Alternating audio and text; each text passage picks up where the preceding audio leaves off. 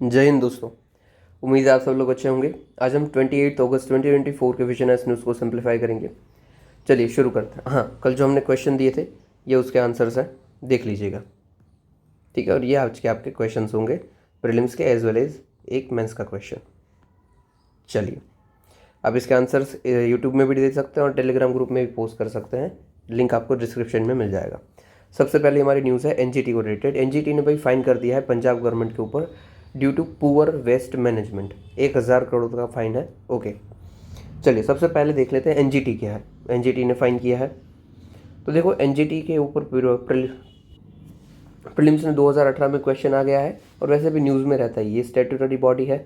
Statutory body मतलब कोई भी बॉडी अगर किसी एक्ट के थ्रू बनी है तो वो स्टैट्यूटरी है, और कोई भी बॉडी अगर कॉन्स्टिट्यूशन में मेंशन है उसका आर्टिकल तो वो कॉन्स्टिट्यूशनल बॉडी है। ओके, कौन से एक्ट के थ्रू बनी है एनजीटी? तो एनजीटी एक्ट 2010। एनजीटी मतलब नेशनल ग्रीन ट्रिब्यूनल। इसका मैंडेट क्या है भाई? तो ये स्पेशलाइज जुडिशियल बॉडी है एनवायरमेंटल केसेस को देखने के लिए। एनवायरमेंटल केसेस में कौन से केसेस को देखेगी? सिर्फ सिविल केसेस को, क्रिमिनल केसेस ये नहीं देखते हैं। ओके, फंक्शंस क्या क्या करेंगे? तो एनवायरनमेंट को प्रोटेक्ट करना, फॉरेस्ट को कंजर्व करना, और अगर एनवायरनमेंट के कोई लीगल राइट है उसको भी इन्फोर्स करवाना। ओके, प्रिंसिपल कौन से प्रिंसिपल पे काम करते हैं? तो प्रिंसिपल ऑफ नेचुरल जस्टिस, और जो भी इनके डिसीजन होते हैं वो बाइंडिंग होता है। इनका लिमिट होता है कि भाई जब से केस फाइल हुआ है उसके 6 महीने के अंदर अंदर आपको डिसीजन लेके आना है। ठीक है, मतलब जजमेंट देना है 6 महीने के अंदर। ओके, एनजीटी का हमने पूरा चेक करते तरह देख लिया। एनजीटी एक 2010 से बना है। एनवायरमेंट फॉरेस्ट को प्रोटेक्ट करने का काम है, सिविल केसेस को देखती है, और जजमेंट है वो 6 महीने के भीतर उनको देना होता है। ग्रेट, अभी चलिए आगे देखते हैं एनजीटी ने क्या किया। एनवायरमेंट को देखती है तो पुअर वेस्ट मैनेजमेंट था, इसलिए पंजाब गवर्नमेंट को फाइन लगाया। अभी वेस्ट मैनेज का काम किसका होता है? तो अर्बन लोकल बॉडीज़ का होता है, उनका काम है। और ये किसके अंदर अथॉरिटीज़ इस्टेब्लिश करती है? तो एनवायरमेंट प्रोटेक्शन एक्ट के अंदर हमने बोला गया है कि कोई भी ठीक से काम नहीं करता है तो उसके ऊपर आप चार्जेस ठोक सकते हो इस एक्ट का यूज़ करते हुए। तो एनजीटी ने भी सेम एनवायरमेंट प्रोटेक्शन एक्ट का यूज़ किया होगा। आगे सॉलिड वेस्ट मैनेजमेंट 2016 बोलता है कि अर्बन लोकल बॉडीज़ का ही काम है कलेक्शन, ट्रांसपोर्टेशन, प्रोसेसिंग, डिस्पोज सब कुछ करना। यस, आपको पता ही होगा कि दिल्ली में, पंजाब में, इवन जो भी मेट्रो सिटीज़ है ना, बड़ी बड़ी मेट्रोपॉलिटन, वहाँ पे ऐसे पहाड़ बने हुए पड़े हैं। अगर दूर से देखोगे तो आपको पहाड़ दिखते हैं और फिर पता चलता है ये तो भाई सिर्फ कचरा है और कचरे के ढेर हो चुके हैं।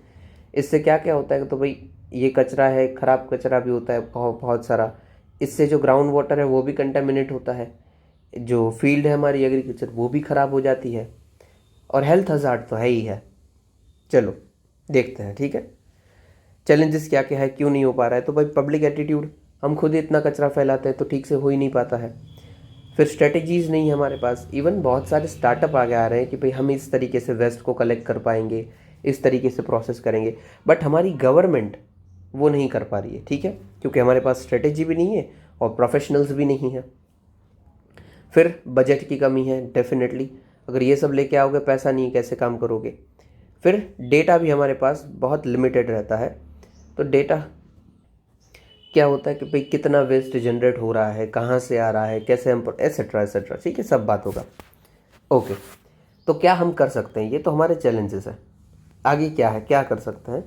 तो भाई सर्कुलर इकोनॉमी को आप यूज़ कीजिए, मतलब कि ऐसे प्रोडक्ट को यूज़ कीजिए जिसका एक्सट्रैक्शन ईजी हो, रिसाइकलिंग ईजीली हो पाए, और रिकवरी यूज़ भी आप कर पाओ, मतलब कि रिसाइकल, रीयूज़, रिकवरी, 3R।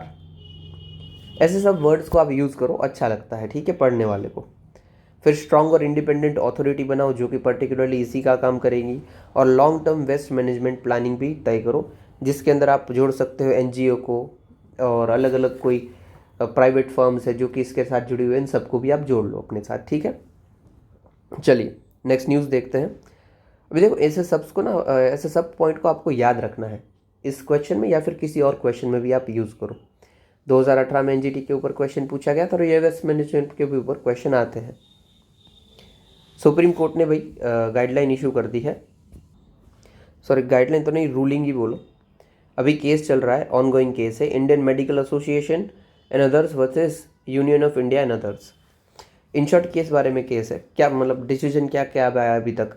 तो आयुष मिनिस्ट्री ने भाई rule number 170 of drug and cosmetic rule 1947 को हटा दिया था, जो किसकी बात कर रहा था कि भाई कोई भी मिसलीडिंग एडवर्टाइजमेंट है ना, वो नहीं आप कर सकते हो, तो ये रूल को हटा दिया था।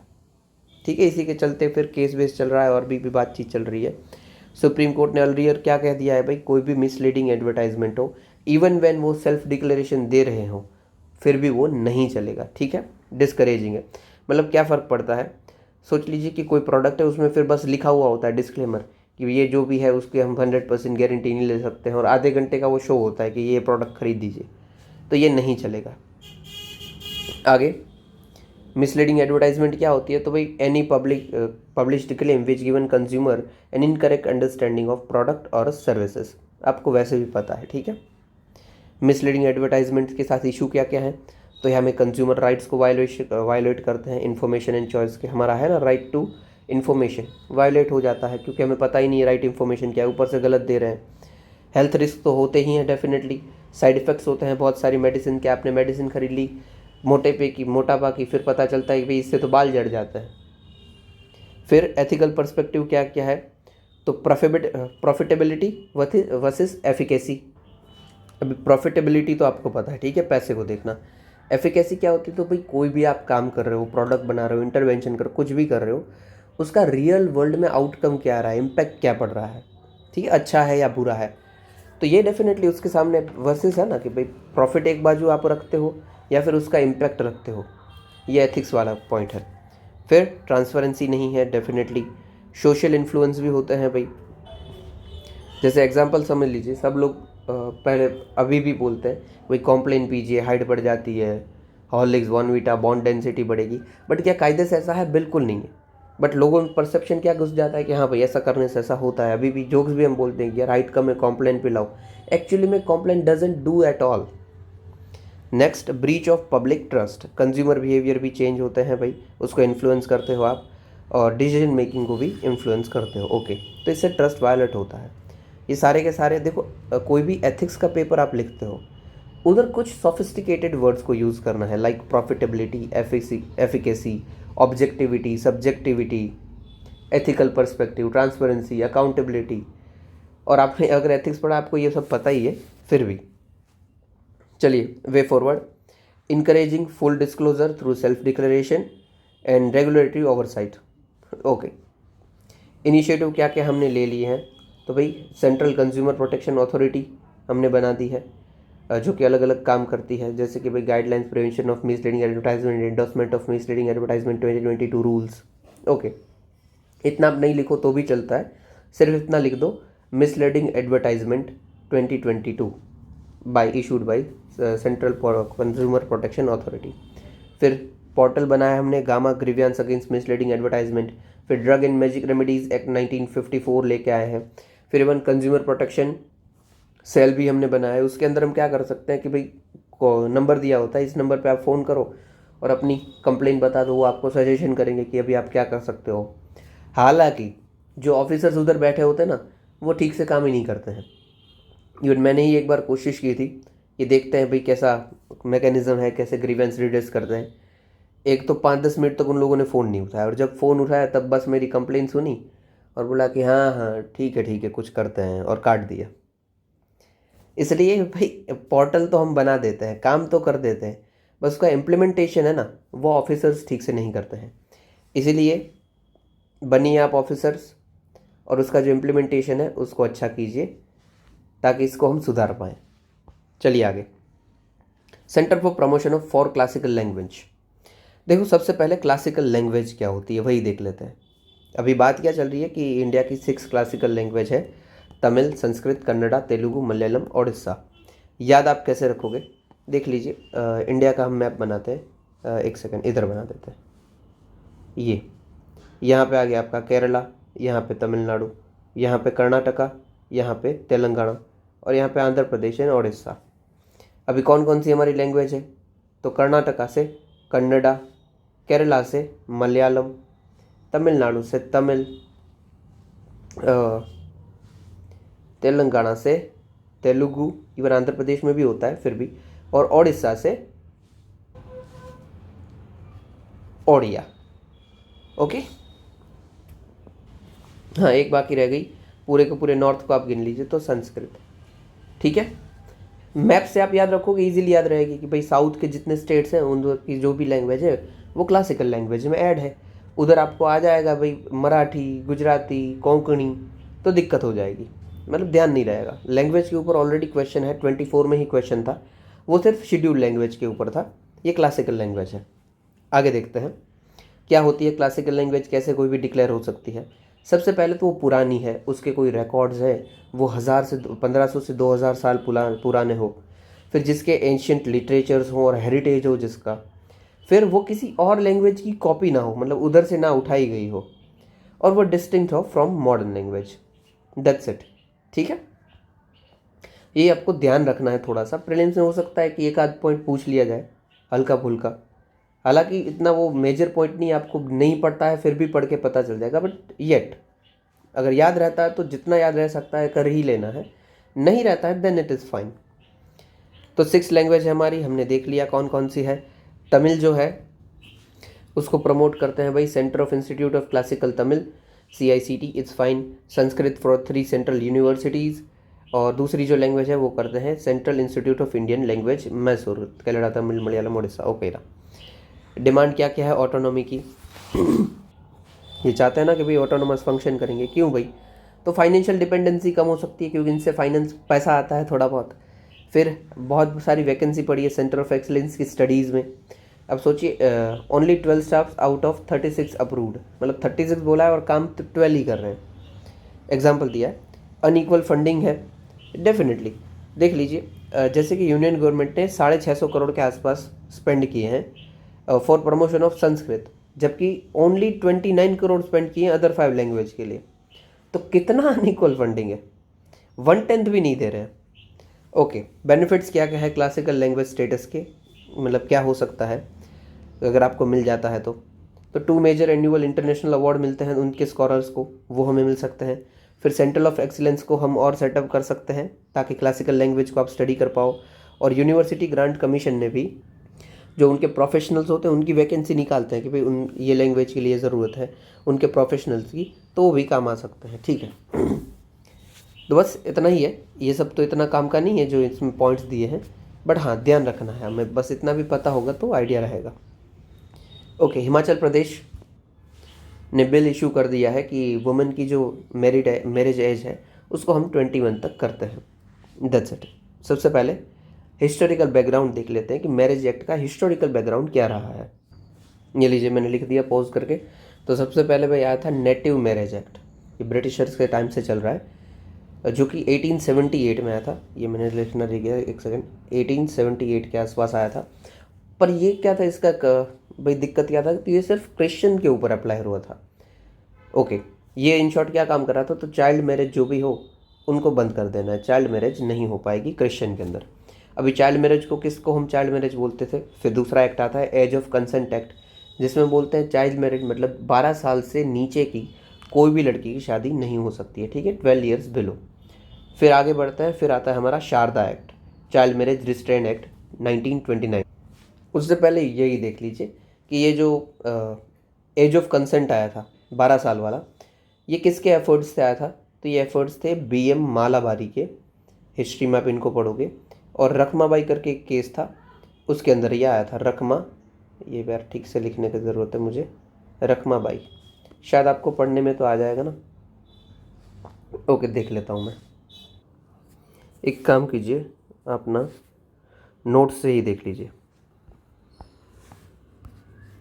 फिर इसको मैं अटैच भी कर दूंगा। देखिए, सबसे पहले child marriage act, native marriage act आया था, जो कि सिविल मैरिजेस की बात कर रहा था और सिर्फ क्रिश्चियन के ऊपर एप्लीकेबल था। ठीक है, हिंदू मुस्लिम के ऊपर ये एप्लीकेबल नहीं था। ओके, और ये कौन लेके आए थे, तो लॉर्ड मेयो के टाइम पे ये आया था। आगे देखते हैं। फिर आया एज ऑफ कंसेंट एक्ट 1891 में, ये BM मालाबारी के एफर्ट से आया था। आप यहाँ पे सब पढ़ रहे हैं राइट, BM मालाबारी के एफर्ट से आया था, और ये बिलो 12 ईयर्स की शादी को बंद करने की बात करता था। ये इसके साथ कौन सा जजमेंट जुड़ा हुआ है, केस जुड़ा हुआ है, तो पंडित रखमाबाई केस जुड़ा हुआ है। इन शॉर्ट भाई इनकी शादी थी जो थी ना, शॉर्ट में बता दूँ तो छोटी उम्र में हो गई थी। फिर जो इन्होंने भाई प्रोटेस्ट किया कि भाई मुझे नहीं करनी है, फिर ये आखिरी में क्वीन के पास गए थे जजमेंट के खिलाफ। फिर क्वीन ने बोल दिया था कि हाँ भाई इनकी शादी कैंसिल करो, ये बहुत छोटी हैं। और फिर इन्हीं के चलते, इनके जजमेंट के चलते फिर आखिर में age of consent act 1891 sign हुआ। ठीक है, इन शॉर्ट छोटे साल में शादी हो गई, फिर क्वीन के पास गई और क्वीन ने बोला कि ये गलत है, फिर एज ऑफ कंसेंट एक्ट आया। फिर आया Sharda act. Sharda act again वही बात करता है कि जो गर्ल की एज है वो 14 साल के कम रहनी चाहिए, 2 साल हमने बढ़ा दिए, और लड़कों की 18 साल कर दिया। ये किन के एफर्ट से हुआ था? तो ऑल इंडिया वुमेंस एसोसिएशन के मेंबर्स थे, उनके एफर्ट से हुआ था। और इनके मेन आप देखो कि क्यों इनको शारदा बोला जाता है, तो जो मेंबर थे और जज थे वो थे राव साहब हरबीलास शारदा। ठीक है, ये जज भी थे और जो आर्य समाज के मेंबर भी थे, और इन्हीं के नाम से पड़ा शारदा एक्ट क्योंकि ये जज थे उस टाइम पे। और आखिरी में हमारे पास आता है चाइल्ड मैरिज रिस्ट्रेन एक्ट 1978, जो कि एज को करता है 18 साल तक। ठीक है, ओके, वरी से हम अपने नोट्स देख लेते हैं, एक सेकंड सिर्फ। ओके, देख लिया, उसको मैं अटैच कर देता हूँ यहाँ पे, आप चिंता मत कीजिए। ये लीजिए, यहाँ पे डाल दिया मैंने। ठीक है, छोटा सा पेज, और एकदम पीछे आखिरी पेज पे बड़ा फोटो भी डाल दिया है, देख लीजिएगा आप अपने तरीके से। ओके, हिस्टोरिकल बैकग्राउंड हमने देख लिया, एज भी देख लिया। पहले 12 थी, 12 से 14 की, 14 से 18 आखिरी, और अभी बात चल रही है हमारी 21 करने के लिए। ओके, लड़की की एज की बात चल रही है। ठीक है, किसकी रिकमेंडेशन के थ्रू ये हुआ है? उत्तर हिमाचल प्रदेश में, तो जया जेटली कमेटी की रिपोर्ट थी, उसके रिकमेंडेशन से हो रहा है। बेनिफिट क्या क्या होंगे? जेंडर इक्वालिटी की हम तरफ पढ़ेंगे, क्योंकि भाई मेल की हमने 21 रख रखी है, वुमेन की 18, ये कहाँ की बात है? अब देखिए, कोई भी बंदा अगर कायदे से पढ़ता है ना तो 21 में ही ग्रेजुएट होता है, और हम वुमेन की 18 रख रहे हैं, इससे क्या बता रहे हैं कि वुमेन को कम पढ़ने की ज़रूरत है, मेल को ज़्यादा पढ़ने की ज़रूरत है, क्योंकि ये भेदभाव का कोई दूसरा तो मतलब निकलता नहीं है। आगे रिप्रोडक्टिव हेल्थ है, अगर जल्दी शादी हो जाती है तो जल्दी कई बार लड़कियां प्रेग्नेंट भी हो जाती है, उससे मोर्टालिटी रेट बढ़ जाती है, क्योंकि एज छोटी है, प्रेगनेंसी जल्दी हो जाती है, तो हो सकता है उनकी डेथ हो जाए अगर क्रिटिकल हेल्थ हो तो इसको हम कम कर पाएंगे। साथ ही साथ फिजिकल और साइकोलॉजिकल हेल्थ को भी हम बचा पाएंगे, क्योंकि छोटी सी एज में अगर वो प्रेगनेंसी में प्रेग्नेंट हो जाती है लेडी, तो उनके ऊपर बर्डन काफ़ी बढ़ जाता है। ठीक है, ऑलरेडी उनको घर संभालना है, अपने आप को संभालना है, ऊपर से चाइल्ड, तो उसको हम कम कर पाएंगे। फिर वुमेन एम्पावरमेंट पे हम फोकस कराएंगे, एजुकेशन और एम्प्लॉयमेंट के ऊपर डेफिनेटली, और हम अचीव कर पाएंगे सस्टेनेबल डेवलपमेंट गोल 5 and 10। 5 बात करता है जेंडर इक्वलिटी की, और 10 बात करता है रिड्यूस्ड इनइक्वालिटी की। ओके, कंसर्न्स क्या क्या है भाई? हमें इसके भी कंसर्न है कि हम बढ़ा रहे हैं तो इससे भी नुकसान हो सकते हैं। सबसे पहले इलीगल मैरिजेस होंगे, अगर अभी भी हमने चाइल्ड मैरिज को कम करके रखा है, फिर भी हरियाणा राजस्थान बाजू हमें चाइल्ड मैरिज देखने को मिलती है बहुत सारी जगह पे, गुजरात महाराष्ट्र में भी देखने को मिलती, वो इतना उभर के नहीं आते हैं वो केसेस बाहर। फिर मार्जिनलाइज जो कम्युनिटी है वो ज़्यादा इम्पैक्ट करेगी, क्योंकि यूजुअली जो चाइल्ड मैरिज होती है वो वैसी ही कम्युनिटी में होती है जो ज़्यादा पिछड़ी हुई है। फिर पेरेंट्स को भी दिक्कत हो सकती है भाई, मतलब कि क्या पेरेंट्स क्या चाहेंगे कि भाई 21 साल तक मुझे लड़की को संभाल के रखना है, इससे अच्छा है मुझे लड़की हो ही नहीं, तो ये फीमेल फोर्टिसाइड करवा देंगे, छोटी बच्ची को ही मार देते हैं, और सन को प्रेफरेंस देंगे कि भाई लड़की को तो 21 साल कर पढ़ा लिखा के शादी नहीं कर सकते हैं, तो उससे अच्छा है कि हम सन को बढ़ावा दें, मतलब लड़के वाले समाज और बढ़ावा दें, क्योंकि लड़की को इससे 21 साल तक संभालना और फिर शादी करवा देना, उससे अच्छा है मैं लड़का ही संभालूँ। छोड़िए, चलिए, अपनी अपनी सोच है। फिर does not address socio cultural patriarchal norms, बिल्कुल इससे कुछ अब पेट्रियार्की में चेंज नहीं लेके आ रहे हो डायरेक्टली, इनडायरेक्टली डेफिनेटली होगा ही होगा, क्योंकि एजुकेशन आएगा, एजुकेशन से एम्प्लॉयमेंट आएगा। आप सोचिए, अगर 21 साल तक पढ़ रही अच्छी कॉलेज में वो है, उनका प्लेसमेंट ही इतनी अच्छी जगह है, इतने अच्छी सैलरी में होगा कि खुद माँ बाप को ही लगा कि यार गजब। फिर स्टेप्स क्या क्या टेकन है भाई? सेक्स एजुकेशन हमें स्कूल में और अच्छा करना चाहिए, और प्रोग्राम्स करने चाहिए गर्ल्स की हेल्थ और न्यूट्रिशन के ऊपर, और भी हम काफ़ी कुछ लिख सकते हैं उसमें। ठीक है, कि भाई पॉस्को एक्ट को मजबूत करो, फिर गर्ल सेफ्टी के ऊपर ध्यान दो, फिर स्कॉलरशिप प्रोवाइड करो लड़कियों को, रिजर्वेशन तो दिया ही जाता है और उसको बढ़ाओ या फिर स्ट्रीमलाइन करो, बहुत कुछ आप लिख सकते हो। ठीक है, चलो, ऑलरेडी क्या टेकन है ये भी आपको बहुत सारे पॉइंट्स पता हैं। आगे देखते हैं। Union health minister launches national medical register portal. In short क्या क्या है? जो भी हमारा डेटा होता है ना उसको आधार कार्ड के साथ और जो भी आपके दूसरे मतलब डॉक्यूमेंट्स हैं उनको सबको लिंक कर देना है, ठीक है। इसमें नेशनल मेडिकल रजिस्टर, इसलिए कौन कौन से लोग आएंगे, तो डॉक्टर, कोई प्रोफेशनल्स, जो भी वैसे लोग हैं वो सब आएंगे, ठीक है। मेडिकल प्रैक्टिशनर्स, यस यही वर्ड है। Okay that's it. इसमें आपका नेम, एड्रेस, क्वालिफिकेशन सब कुछ होगा, आपका आधार भी लिंक करवा देंगे हम। और इससे क्या फ़ायदा होगा, तो स्टेट मेडिकल काउंसिल है उसके पास रजिस्ट्रेशन में सब कुछ डेटा पड़ा होगा। दैट्स इट, ठीक है। यही है नेशनल मेडिकल रजिस्टर। इससे भाई सिग्निफिकेंस क्या है, तो डिजिटल हेल्थ केयर इकोसिस्टम को और अच्छा कर पाएंगे, ट्रांसपेरेंट कर पाएंगे, क्वालिटी को बढ़ा पाएंगे और public trust in health care को भी अच्छा करेंगे। ओके, दूसरा देख लेते हैं नेशनल मेडिकल कमीशन। देखो ये मैंडेट है वो किससे आया था, तो नेशनल मेडिकल कमीशन एक्ट 2019 से। ओके, अब ये नेशनल मेडिकल कमीशन क्या है, तो ये स्टैट्यूटरी बॉडी है। अगेन स्टैट्यूटरी मतलब इस एक्ट के थ्रू बनी है, इसीलिए ये 2020 में एग्जिस्टेंस में आई थी। रिप्लेस किया था इसने मेडिकल काउंसिल ऑफ इंडिया को। एम क्या है, तो क्वालिटी और अफोर्डेबल मेडिकल एजुकेशन प्रोवाइड करना, मेडिकल प्रोफेशनल से उनको अच्छा करना और मेडिकल इंस्टीट्यूशंस को भी और ट्रांसपेरेंट और बेहतर बनाना। ओके, फंक्शंस क्या क्या हैं इनके, तो पॉलिसी फॉर्मुलेट करते हैं, ये रेगुलेशन लेके आते हैं। फ़ीस जो भी होती है 50% जो भी सीट्स हैं उसकी फ़ीस ये डिटरमाइन करते हैं। और रिक्वायरमेंट हेल्थ केयर प्रोफेशनल में किस चीज़ की है वो सब भी यही देखते हैं, ठीक है। ओके डन, आगे देख। हाँ अभी शॉर्ट न्यूज़ है, कोई छूट तो नहीं गई है ना, हाँ जी नहीं छूटी है।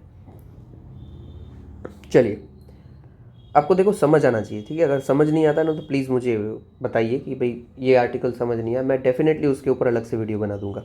ओके, और हाँ और कोई सजेशन हो तो भी बताना, और आपको पसंद आ रहा है तो भाई लाइक भी कीजिएगा, कमेंट भी कीजिएगा और सब्सक्राइब भी कीजिएगा और स्पेशली शेयर कीजिए ताकि और भी अपना देख पाएँ और टाइम थोड़ा बचा पाएँ।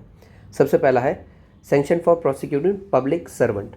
देखो रिसेंटली कर्नाटका गवर्नमेंट ने चीफ मिनिस्टर को प्रोसिक्यूट करने के लिए इन्वेस्टिगेशन को अप्रूव कर दिया है गवर्नर ने। ओके, जो भी किस्सा हो, पॉलिटिकल सीन को हम साइड में रखते हैं, इधर देखते हैं।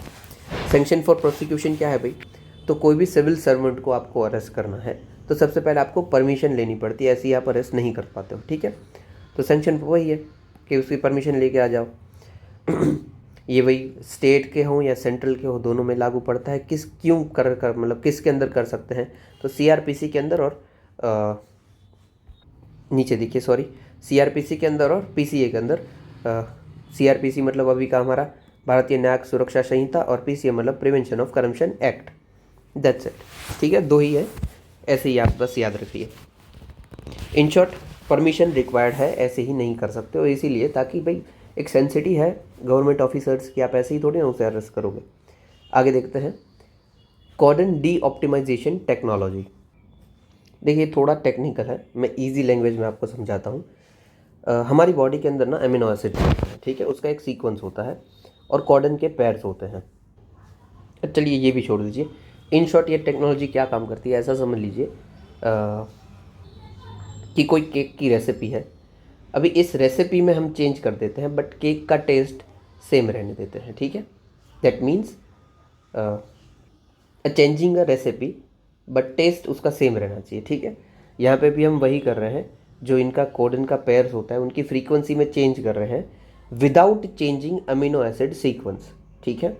जो इनकी फ्रीक्वेंसी है कोडन पेयर्स की उसको हम चेंज करेंगे। जो कोडन पेयर होता है यही डिटरमाइन करता है अमीनो एसिड को, ठीक है। मतलब अमीनो एसिड में हम चेंज लेके आएंगे पर अमीनो एसिड के सीक्वेंस में चेंज नहीं लेके आएंगे, ठीक है। आप बस यही याद रख लिए कि इन शॉर्ट हम चेंज करेंगे बट उसका आउटकम चेंज नहीं होता चाहिए, ठीक है। That's it. ये वैक्सीन है, ये वैक्सीन बनाने की टेक्नोलॉजी है और इसके अंदर हम कौन से वायरस को यूज़ करते हैं, तो एटेन्यूएटेड वायरस को यूज़ करते हैं। एटेन्यूएटेड मतलब जिंदा होगा बट वो वीक कर दिया होगा, ठीक है। मतलब उसको हमने थोड़ा सा मार दिया है, उसको कमज़ोर कर दिया है और फिर हमारी बॉडी के अंदर डाला है। अभी देखो मारा वारा है बट पूरी तरह से नहीं मरा हुआ है, राइट, थोड़ा बहुत वो जिंदा तो है ही। तो जब हमारी बॉडी के अंदर जाएगा ना तो थोड़ा बहुत फाइट तो होगी और यही फाइट होगी ना, इसी के चलते हमें माइल्ड फीवर आ सकता है, ठीक है। ओके, डेफिनेटली ये देखो कमज़ोर वायरस है और आउटकम हम चेंज ही नहीं कर रहे हैं, इवन व्हेन फ्रीक्वेंसी चेंज हो रही है बट आउटकम चेंज नहीं हो रहा है, इसीलिए एक्सट्रीमली सेफ है और एकदम कम टाइम लेता है, ठीक है, बनाने में के लिए। अभी क्या इन शॉर्ट बना है, तो कोविड 19 का बूस्टर डोज हमने बनाया है needle free intranasal booster vaccine. इसको नीडल फ्री मतलब कोई भी सुई नहीं लगती है, नेसल मतलब नाक के थ्रू आपको बस ले लेना है बूस्टर डोज आपका, दैट्स इट। क्या आप याद रखोगे कॉर्डन डी ऑप्टिमाइजेशन टेक्नोलॉजी में कि आप फ्रीक्वेंसी चेंज करोगे कॉर्डन पेयर्स की जो कि डिटरमाइन करते हैं अमीनो एसिड्स को without changing amino acid sequence. Okay, sequence मतलब क्या होता है समझ लीजिए, एग्जांपल दे रहा हूँ, ठीक है, ABCD है, ये सीक्वेंस है, और पहले समझ लीजिए इतने गैप में जुड़े हुए थे, ठीक है। अभी हमने फ्रीक्वेंसी को चेंज कर दिया, अभी हमने इतना बड़ा फ्रीक्वेंसी कर दिया, मतलब गैप बहुत बढ़ा दिया और बहुत गैप हम बढ़ा दे रहे हैं, तो ये फ्रीक्वेंसी चेंज कर दी हमने, बट सीक्वेंस चेंज नहीं किया है, ठीक है। पहले ये जल्दी जल्दी आ रहे थे A B, अभी ये आ रहे हैं AB, तो फ्रीक्वेंसी चेंज हो गई है, सीक्वेंस सेम का सेम है। चलिए आगे देखते हैं। यार याद रखना है, कभी भी पूछा जा सकता है, अभी UPSC पूछ रहा है हेल्थ केयर के ऊपर थोड़ा सा डीप में। आगे अनुभव अवार्ड, अनुभव अवार्ड क्या है, तो जो भी रिटायर या फिर पेंशनर्स पुराने जो अपने एम्प्लॉयज़ है ना, वो अपना अनुभव बांटेंगे नए सिविल सर्वेंट्स को कि ऐसे ऐसी चीज़ रही है, दैट्स इट। अनुभव मतलब एक्सपीरियंस, ठीक है। इसी के अंदर अनुभव अवार्ड दिए गए हैं by department of pension and pensioner welfare, that's it. चलिए आगे बढ़ते हैं। फिर है परपेचुअल बॉन्ड, अगेन ये इंपॉर्टेंट है चीज़, चलो देखते हैं क्या है। तो देखो कोई भी मैं जाने दी परपेचुअल बॉन्ड ही देखो, 81 बॉन्ड, 81 बॉन्ड क्या होते हैं भाई, तो additional tier 1 bond, A for additional, T for T, और 1 एडिशनल टीयर 1 बॉन्ड। देखो समझा ही देता हूँ मैं, ठीक है, ध्यान से सुनना थोड़ा। समझ लीजिए कोई भी बैंक है, बैंक का ही हम एग्जांपल ले रहे हैं। अभी बैंक अपना कामकाज कर रही है, समझ लीजिए कुछ भी डिसरप्शन आ जाता है बहुत बड़ा, तो बैंक को उसे सामना करने के लिए कुछ कैपिटल तो पड़ा होना चाहिए ना, कुछ बैकअप होना चाहिए। तो इसी बैकअप को हम यूजुअली 2 कैटेगरी में डिफाइन करते हैं। एक हमारा होता है टीयर 1 बॉन्ड, दूसरा हमारा होता है टीयर 2 बॉन्ड, ठीक है। सबसे पहले हम कोई भी समस्या आएगी तो किसको यूज़ करेंगे, टीयर 1 को यूज़ करेंगे, ये सबसे मजबूत होगा, इसके पास हमारे ज़्यादा एसेट्स होंगे, ये वो लिक्विड हो पाएंगे जो, और ये ख़त्म हो जाता है तब हम यूज़ करेंगे टीयर 2 को, ये सप्लीमेंट्री होगा, टीयर 1 से कम मजबूत होगा, बट है सही, ठीक है। अभी इसी के बीच में एक बॉन्ड आता है एडिशनल टीयर 1 बॉन्ड। देखो टीयर 1 है, उसके साथ एडिशनल मतलब उसके साथ प्लस में एडिशनल टीयर 1 बॉन्ड, ठीक है। बस अभी ये परपेचुअल बॉन्ड है, वो एडिशनल टीयर 1 बॉन्ड ही है। इन शॉर्ट इसका मतलब क्या है, पहले टीयर 1 ख़त्म करो, फिर उसके एडिशनल में जो टीयर 1 पड़ा है उसको ख़त्म करो, और फिर टीयर 2 को ख़त्म करो, कोई अगर आपको पास कोई प्रॉब्लम आ जाती है तो, दैट्स इट। अभी एडिशनल टीयर 1 बॉन्ड है परपेचुअल बॉन्ड, ये क्या होता है, ठीक है, ये हाईली रिस्की होता है। समझ लीजिए बैंक को पैसा चाहिए, ये येस बैंक का सीन एक बार हो गया था, येस बैंक ने 81 बॉन्ड निकाले थे बाहर, 81 बॉन्ड एडिशनल टीयर 1 बॉन्ड। और ये क्या होता है कि भाई आप पैसा दे दो, बॉन्ड आपने इशू किया, येस बैंक ने बॉन्ड इशू किया, पैसा ले लिया जो भी बॉन्ड होल्डर थे उनके थ्रू, और इसमें बोलते हैं कि भाई आपको रिटर्न नहीं मिलेगा, पर हाँ आपको हर साल इसका इंटरेस्ट मिलता रहेगा, यानी कि आपको पैसा कभी भी रिटर्न नहीं मिलने वाला है, आपकी वो परपेचुअल बढ़ता ही रहेगा, टाइम पीरियड आपका परपेचुअल है कि 5 साल के लिए लिया था, फिर और 5 साल, 1 साल, मतलब कोई टाइम पीरियड है ही नहीं, वो लगातार चलेगा, एक बार दिया सो दिया, बट आपको इंटरेस्ट मिलेगा हमेशा के लिए। पर देखो ये हाईली रिस्की है, क्योंकि पैसा मिलने तो वापस आना नहीं है। अगर येस बैंक प्रॉफिट कमाएगी तो आपको इंटरेस्ट देगी और पैसा वापस करेगी, मतलब वापस तो नहीं बट इंटरेस्ट देती रहेगी, और वो पैसा नहीं कमाती है तो आपको इंटरेस्ट भी इतना नहीं मिलेगा, राइट। इसमें कोई फिक्स तो है नहीं कि आपको इंटरेस्ट देंगे ही देंगे, बस यही है एडिशनल टीयर 1 बॉन्ड। इसमें देखो कुछ भी फिक्स नहीं है, इसीलिए ये ज़्यादा रिस्की भी होता है, ज़्यादा क्या हाईली रिस्की होता है, बट हाँ इसमें पैसा भी मिलता है तो काफ़ी ज़्यादा मिलता है, जितना रिस्क ज़्यादा उतना पैसा ज़्यादा, ठीक है। तो 81 बॉन्ड ही परपेचुअल बॉन्ड है, ठीक है, परपेचुअल क्योंकि लगातार वो चलता रहता है। देख लेते हैं, तो it is fund raising instrument, yes, do not carry maturity dates, yes, इसमें कोई मैच्योरिटी है ही नहीं, चलता ही रहेगा ये तो, जबकि दूसरों में होता है ये। इसमें क्या भाई, बायर्स जो भी होते हैं, मतलब जो खरीदार होते हैं, उसको कूपन या फिर इंटरेस्ट रेट पे इंटरेस्ट दिया जाता है, एक फिक्स डेट फॉर परपेचुइटी, हाँ फिक्स डेट पे दिया जाएगा भाई, 2 तारीख को दिया जाएगा, आप चिंता मत कीजिए, पर ये कम ज़्यादा होता रहता है। फिर investor principal back by selling, मतलब इन्वेस्टर को समझ लीजिए पैसा चाहिए वापस, तो वो क्या करेगा, मैंने बॉन्ड खरीदा था येस बैंक का, मैं किसी और को बेच दूंगा, मिल गया, अगर किसी और को लेना हो तो लो। और हाँ, इवन कम बैंक भी चाहे तो वो रिडीम करवा सकती है, वो खुद बोल दे कि भाई जिन जिन के पास बॉन्ड है वो आ जाओ वापस, हम आपको पैसा देना चाहते हैं, वो बॉन्ड वापस दे दो, दैट्स इट। इस बॉन्ड के अंदर ऑब्लिगेशन होता है only to pay interest, not required repay the debt. Interest आपको समझ लीजिए 10% पे था तो 10% आपको इंटरेस्ट मिलता रहेगा, बट जो आपका ओरिजिनल पैसा था वो नहीं मिलेगा, ठीक है। और हाँ, ये 10% नहीं होता है, ये तो मैं ऐसे ही बोला, ये होता है अप्रॉक्सीमेटली 1% भी मैक्सिमम बोल दिया, 1% के आसपास रहते हैं। चलिए आगे देखते हैं, समझ में आ गया, ठीक है। ये चलता ही रहेगा और इसके ऊपर आपको इंटरेस्ट मिलेगा, बट आपका पैसा कभी भी वापस नहीं मिलेगा। ओके, दिक्कत क्यों होती है समझ लीजिए, मैंने 10 करोड़ इन्वेस्ट कर दिए येस बैंक के अंदर, बॉन्ड के अंदर, परपेचुअल बॉन्ड के अंदर, मुझे बोला है कि भाई 1% इंटरेस्ट मिलेगा। अभी 1% मतलब क्या होता है, ईयरली होता है ये। 100 साल अगर मैं इंतज़ार करूँगा ना, तब जाके ये मेरा पैसा 10 करोड़ बनेगा, क्योंकि 1 साल का है 1% तो 100 साल का 100%, इसलिए ये हाईली रिस्की है। बट इसीलिए ज़्यादा पैसे वाले हों इसमें पैसा डालते हैं।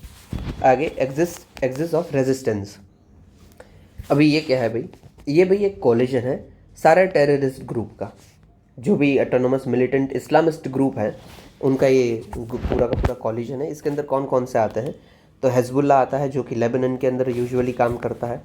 सबसे पहले तो ये एरिया देख लीजिए, ये ईरान हो गया, ईरान के ऊपर ये लेबनान, फिर सीरिया, इराक, जॉर्डन, इजिप्ट और ये मेडिटेरियन ओशन, ठीक है।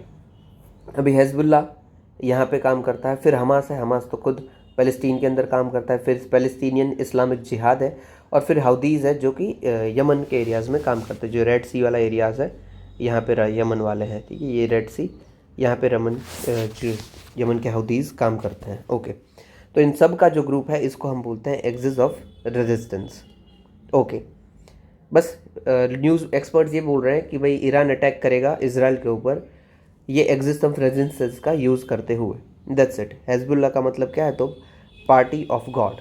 हिजबुल्लाह न्यूज़ में है इसीलिए यहाँ पे बताया गया है, हटाओ, ऐसा पूछा नहीं जाएगा, यूपीएससी रह बहुत कम चांस है कि ऐसा पूछ ले। आगे सोलर पैराबॉइल्ड्स। अभी देखो पैराबोला क्या होता है सबसे पहले, ठीक है, ऐसा कुछ समझ लीजिए। इसमें बस हम ये फोकस करते हैं कि जितना भी कोई भी एनर्जी या फिर कुछ भी हो वो किसी एक पॉइंट पे फोकस रहे, ठीक है। पैराबोला शेप यही होता है, किसी एक पॉइंट से यहाँ इमर्जेंस हो या फिर वहाँ पे पूरा का पूरा फोकस हो। इस सोलर पैराबोलॉइड में हम क्या कर रहे हैं कि जितनी भी सोलर एनर्जी आ रही है ना वो किसी एक पॉइंट पे फोकस में रहे, दैट्स इट, ठीक है। It is advance form of concentrating solar power and operating using parabolic trough collector, that's it. Mirror ऐसे हम सेट करते हैं ताकि सनलाइट जो है वो रिसीवर पे एक फोकल लाइन में आ जाए। ओके ओके, नॉर्मल है। फ़ायदा क्या क्या होगा, तो हाई टेम्परेचर होगा तो हमारा और अच्छा चलेगा, थर्मल एफिशिएंसी बढ़ेगी और हीट लॉस का कम होगा। फिर चैलेंजेस क्या क्या है, कॉस्ट बढ़ेगी, इंफ्रास्ट्रक्चर भी चाहिए हमें, दैट्स इट, ठीक है। आप इसको यूज़ कहाँ पे कर पाओगे, अगर सोलर एनर्जी के ऊपर कुछ क्वेश्चन है तो उधर आप लिख सकते हो कि हमें सोलर पैराबोलॉइड्स का भी यूज़ करना चाहिए, दैट्स इट, बाकी कुछ काम का नहीं है। फिर है सी लेवल राइज। तो WMO की रिपोर्ट आई है, वर्ल्ड मीटरोलॉजिकल ऑर्गेनाइजेशन की, और बोला है कि जो साउथ वेस्ट पैसिफिक ओशन है ना वो दूसरे सारे ओशन से ज़्यादा फास्टर ग्लोबल एवरेज से हीट कर रहा है, राइज, सॉरी हीट नहीं, सी लेवल राइज कर रहा है, मतलब हीट होगा तो ही राइज होगा, सी लेवल राइज कर रहा है in Pacific Ocean then global average. Okay, Pacific Ocean आपको पता है, ठीक है, यहाँ पे ऑस्ट्रेलिया, साउथ ईस्ट एशिया, यहाँ पे नॉर्थ अमेरिका, यहाँ पे साउथ अमेरिका, यहाँ के बीच में आता है पैसिफिक ओशन, ठीक है। ओके, तो ये ज़्यादा हीट कर रहा है, ज़्यादा राइज कर रहा है, दैट्स इट। दिक्कत वाली बात क्यों है, क्योंकि यहाँ पे बहुत सारे आइलैंड्स हैं, ठीक है, नाउरू, हवाई, किरीबाती, बहुत सारे आइलैंड्स आते हैं, और ये सारे की सारी यूजुअली जो आइलैंड्स हैं उनका एलिवेशन 1 से 2 मीटर तक का ही है, तो ये आइलैंड तो डूब जाएंगे ना, 1 से 2 मीटर बहुत कम होता है, और यहाँ पे सी लेवल राइज कर रहा है। सी लेवल राइज करना मतलब क्या भाई, ये ओशन था और ये पहाड़ है, समझ लीजिए ज़मीन है, अभी ओशन का स्तर जो है वो लगातार बढ़ता जा रहा है, अभी ये इतना हो गया, फिर और राइज होके इतना हो गया, फिर इतना हो गया, तो ये धीरे धीरे डूब जाएगा कि नहीं, जो आइलैंड होगा वो, बस सी लेवल राइज कर रहा है, और ये आइलैंड है 1-2 मीटर के, तो ये भी हो सकता है डूब जाए थोड़े टाइम में। फिर जो पॉपुलेशन है वो भी आइलैंड्स के 5 किलोमीटर के कोस्ट के आजू बाजू ही रहती है, 90%, कोस्ट जल्दी डूबता है तो ये भी जल्दी डूब जाएंगे। इंफ्रास्ट्रक्चर है वो भी 500 मीटर के आजू बाजू ही है हमारा, इतना देखो ज़रूरी नहीं है, बट हाँ यूजुअली आपको पता होना चाहिए कि लाइफ एंड लिवलीहुड का कोस्ट पे ज़्यादा रहन सहन है तो ज़्यादा नुकसान हो जाएगा। ओके, पैसिफिक आइलैंड ज़्यादा रिस्क में इसीलिए हैं। देखो दिक्कत क्या है, पैसिफिक आइलैंड जो है ना वो ग्लोबल इमिशन 0.02% करता है, बट डेवलप कंट्रीज भी इमिशन करेगी, डूबेगा सबसे पहले कौन? पैसिफिक आइलैंड, क्योंकि यही आइलैंड से, यही समंदर से नज़दीक है। तो ये गलत बात है, ठीक है, बट फिर भी it is what it is. और आपको और क्या आप याद रख सकते हो, जैसे कि इंडोनेशिया अपनी कैपिटल बदल रहा है, जकार्ता टू नूर सुल्तान। वो भी क्यों कर रहा है? क्योंकि जकार्ता डूब रहा है सी लेवल राइज के चलते। तो आप इसको याद रखो, अपने आंसर में यूज़ करो कि हाँ भाई सी लेवल राइज की वजह से एग्जाम्पल उसका Jakarta to Nur Sultan Indonesia capital transfer. Okay, आगे देखते हैं। नॉर्मल पॉइंट है, बस आपको याद रखना है कि साउथ वेस्ट पैसिफिक थोड़ा सा जल्दी राइज कर रहा है। फिर है ग्रीन शूट। देखो ग्रीन अच्छी बात है, ठीक है, ग्रीन नाम मतलब अच्छे पॉजिटिव टर्म में देखते हैं। शूट मतलब क्या होता है? शूटिंग, ऊपर जाना। ओके, तो ये ऐसा साइन है जहाँ पे इकोनॉमी या फिर कोई सेक्टर, कोई एक थोड़ा सा डाउन टर्न आया तो उसके बाद ऊपर जाए, ठीक है। समझ लीजिए इकोनॉमी ऐसे चल रही थी, एक डाउन टर्न आया और फिर ऐसे ऊपर गई, ये है ग्रीन शूट, ठीक है। वी शेप रिकवरी भी हो सकती है, यू शेप रिकवरी भी हो सकती है, डब्ल्यू शेप भी हो सकती है। ये जो शेप ऑफ रिकवरी क्या बोल रहा हूँ, वी शेप मतलब क्या होगा? समझ लीजिए इकोनॉमी चल रही थी, ये गिरी, ये उठी, ये V shape recovery. U shape क्या होगा? ये चल रही थी, ये धीरे धीरे गिरी और धीरे धीरे उठी, ये U shape recovery. W shape गिरी उठी, ये डब्ल्यू शेप हो जाएगा। फिर होता है के शेप रिकवरी, ये इकोनॉमी गई, दो सेक्टर से, समझ लीजिए एक टूरिज्म सेक्टर और एक खाने पीने का सेक्टर, एफएमसीजी सेक्टर। तो ये टूरिज्म सेक्टर कोविड के बाद गिरा, सो गिरा, उठा ही नहीं, जबकि एफएमसीजी सेक्टर उठ गया। तो मतलब दो सेक्टर अलग अलग हो गए ना, एक ऊपर गया, एक नीचे का नीचे ही रहा, या फिर और नीचे चला गया, तो ये के शेप, के भी ऐसा ही होता है ना, एक ऊपर एक नीचे, तो इसीलिए के शेप। ओके, और दूसरा कौन सा शेप होता है? हाँ बस इतने याद है, इतने रख लीजिए, ठीक है। वी शेप, यू शेप, के शेप, एल शेप, एक एल शेप भी होता है। एल शेप मतलब इकोनॉमी जा रही है, गिरी, कभी उठी ही नहीं, एल शेप। ओके, तो ग्रीन शूट का मतलब क्या है? तो इकोनॉमी या सेक्टर एक डाउन टर्न के बाद फिर से जो ग्रो करता है वो, ठीक है। ओके, तो हो गया, ठीक है। तो ये हमें कहाँ पे देखने को मिला था? रूरल इकोनॉमी में, एफएमसीजी सेक्टर में। एफएमसीजी मतलब जो पैकेज्ड फूड हो, में देखता फूड ही नहीं, कुछ भी पैकेज्ड है उसको हम एफएमसीजी सेक्टर बोलते हैं, ठीक है। Fast moving consumer good, fast moving मतलब पैकेट है तो ही जल्दी से मूव होगा ना, तो फास्ट मूविंग। और कंज्यूमर मतलब हम जो यूज़ कर रहे हैं वही वाला। इसके अंदर कौन कौन से आ जाते हैं? तो भाई tooth cleaner product, cosmetic, detergent, toiletries, even हमारे खाने पीने के भी इसके अंदर आ जाएंगे, वेफर बिस्किट्स भी। ओके, आखिरी न्यूज़ है हमारी, कॉलेरा।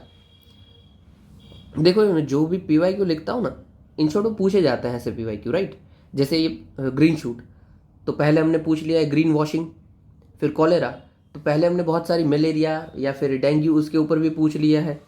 तो ऐसे सब क्वेश्चन ऑलरेडी आ चुके हैं, सिमिलर एकदम ही टाइप के, इसीलिए मैं यहाँ पे लिखता हूँ PYQ है।